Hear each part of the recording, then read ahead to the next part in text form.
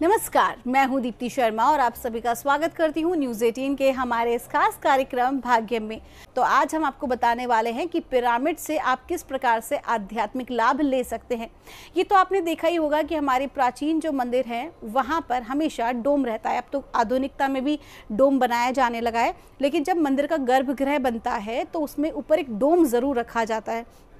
और ये भी ख्याल रखा जाता है कि वो डोम कहीं से भी बंधा हुआ ना हो या कहीं पर भी वो लॉक ना हो, वो कम्प्लीटली इसी शेप में हो। तो क्या होता है कि जो ब्रह्मांड की जो दिव्य तरंगे होती हैं या फिर जिन देवी देवताओं का वो जो स्थान है, वो जो मंदिर है, उन्हीं देवी देवताओं के लोक से जो ऊर्जा वहाँ निकल रही है, जो धरती की ओर बढ़ रही है या उस विशेष केंद्र, उस आध्यात्मिक स्थान पर आके गिर रही है, तो क्या होता है, वो जैसे ही बिंदु पर आती है जो कि त्रिकोण बिंदु है या डोम का बिंदु है, तो वहाँ से वो पूरे मंदिर में फैल जाती है। और जब भी आप मंदिर जाते हैं, घंटा बजाते हैं या मंत्रोच्चारण करते हैं या किसी प्रकार से नंगे पैर जब भी आप वहाँ जाते हैं, तो आपके जो शरीर की जो विद्युतीय जो चुंबकीय तरंगे होती हैं वो उन तरंगों के साथ मिक्स होकर एक डिवाइन रेज, पॉजिटिव वाइब्रेशंस जो है वो आपके भीतर तक प्रवेश कराती है। तो इस तरह से आप आध्यात्मिक लाभ जो है वो ले सकते हैं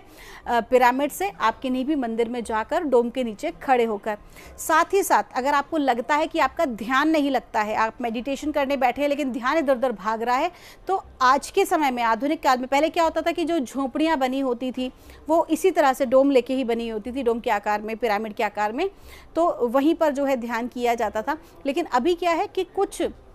अष्ट धातुओं का या कुछ इस तरह की धातुओं से मिलाकर बड़े बड़े पिरामिड्स निर्मित किए जाते हैं। जो अभी के जो वेलनेस सेंटर्स हैं वहाँ पर आप देखेंगे कि बड़े बड़े जो है वो त्रिकोणीय पिरामिड होते हैं, जिसके नीचे बैठकर व्यक्ति अगर ध्यान करता है तो ध्यान के कई गुना लाभ को प्राप्त कर सकता है। तो आइए दोस्तों, बिना देर किए अपने कार्यक्रम की हम आज शुरुआत करते हैं और जानते हैं मूलांक 1 के लिए